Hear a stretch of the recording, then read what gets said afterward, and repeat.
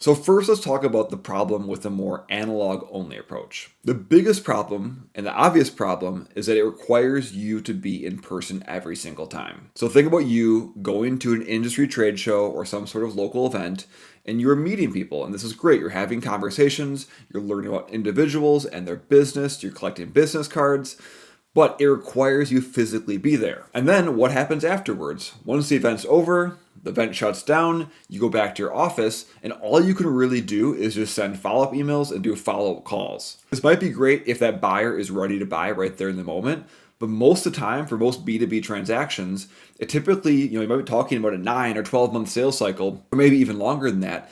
And that means that likely the time that you've met them at the event is not the time they need to buy your product or your service. So in the analog world, what can you do? You just hope you see them at a different event to have another casual conversation at the right time. Or you can send that dreaded follow-up email of, I'm just checking in, and hope that it hits at the right time. But more likely than not, that person's going to start to get blind to your messages. You're not going to build that trust, and that will be the end of that relationship. This analog approach can be effective if you're constantly on the road, constantly at events and doing that.